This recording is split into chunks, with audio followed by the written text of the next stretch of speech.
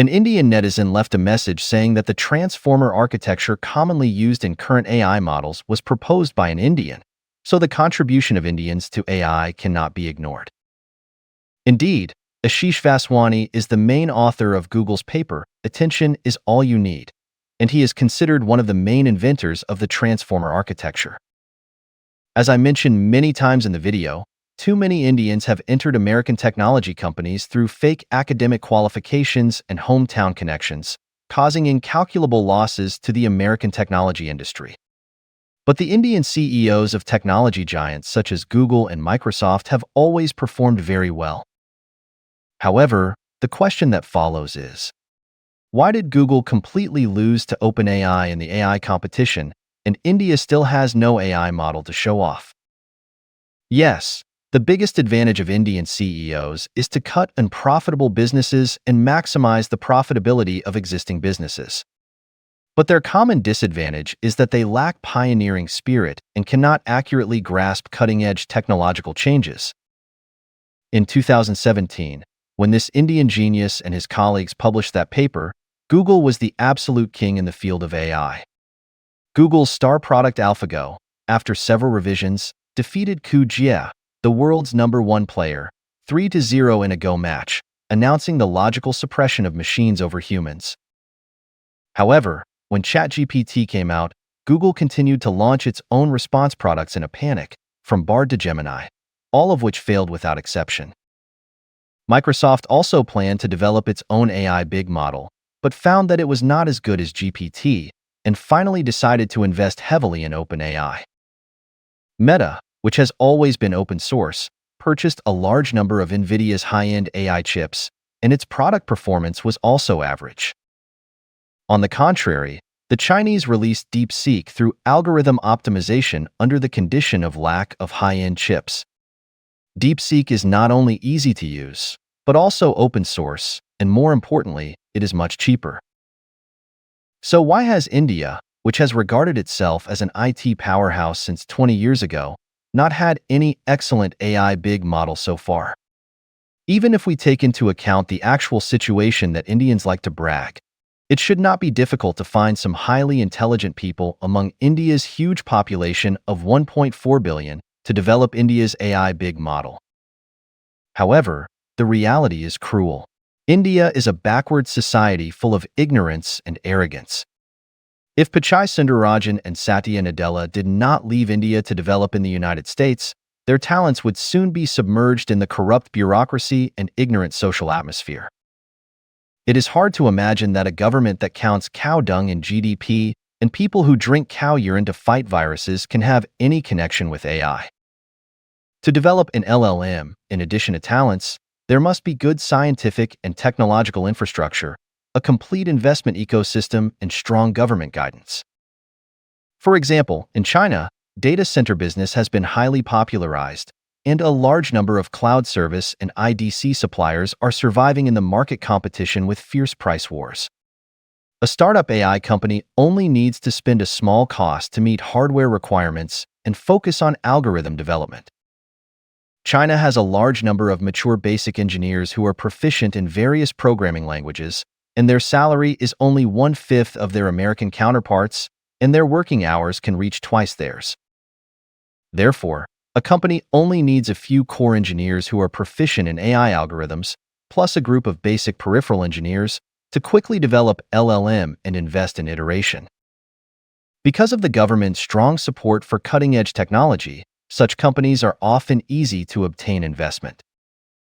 In order to get political achievements, local government officials often support high-tech companies with more strength than commercial capital. This will inevitably lead to them being deceived and paying a heavy price. But after suffering more losses, local governments have also formed a good mechanism to reduce the probability of being deceived. Therefore, in the end, a large number of high-tech companies have been cultivated in various parts of China. When formulating infrastructure planning, the central government of China did not consider specific industries, but tried to grasp the key points as much as possible, comprehensively consider the problems that local governments could not solve, and merge them to solve them. For example, Guizhou province has a large amount of hydropower resources, but the province's transportation is backward and its economic development level is at the bottom of the country. Therefore, the province was positioned as a data center, with the central government paying for it and local governments and private capital following up, frantically building roads, railways, fiber optic networks, communication base stations, and hydropower stations. Then, the central government took the lead and attracted Apple, a big customer. So other well-known large companies also began to put data centers in Guizhou for cost considerations. As a result, the development of Guizhou province has accelerated rapidly, and it has great potential in the AI era. On the other hand, let's take India's Bangalore, which they have boasted about for a long time, as an example. To be honest, except for a few science and technology parks, Bangalore's urban construction is far inferior to China's third-tier cities. Not only is the power supply unstable, but there is also a shortage of water resources. When I saw Bharat netizens on YouTube asking, "Sir, have you seen the CBD in Bangalore?" I really don't know how to reply to them. I hope they go to the hospital as soon as possible to check whether their brains are damaged. The antidote is to search for China's third-tier cities, such as Yanqing, on YouTube or TikTok, and compare them with Bangalore. Try not to speak on YouTube before your brain is healed. The biggest problem with Indian politicians is that they often don't understand technology and like to brag. In India, whether you can be elected depends on whether you are shameless enough, such as whether you can drink cow urine in public. If you tell your voters during the campaign that India is 50 years behind China, you will soon be driven out by angry people. But if you tell them that India is 10 years ahead of China and that the Bharat Empire is a superpower, then those voters who live in slums and use third-hand Xiaomi phones will like you crazily. They have no idea that the phones they use and the communication base stations that complete signal transmission are all Chinese products.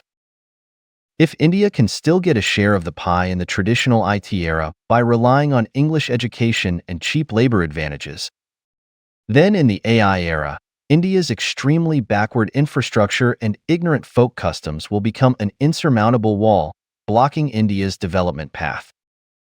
After all, to do software outsourcing, you only need to buy more computers, set up a few test servers, and let countless cheap labor run wildly.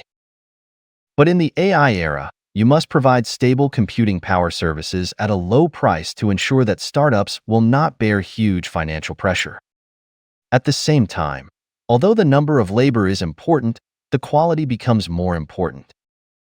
One or two geniuses cannot save India, and even the occasional genius has already immigrated to the United States. In my last video, I quoted a video of CNBC interviewing an American AI genius, and the interviewee was also a Chinese American. In fact, many key companies that the United States relies on, such as AMD, NVIDIA, TSMC, etc., are led by Chinese. The AI war is evolving from a war between China and the United States to a civil war among the Chinese. For Indian netizens, what I want to say is that instead of looking for clues of Indians' technological contributions from the vast historical documents, it is better to calm down and create a technology company that the world can remember. TikTok, DJI, Huawei, BYD, Unitree, DeepSeek, etc. As long as Indians can make a similar product, you will not be ridiculed by the world as a cow dung technology power.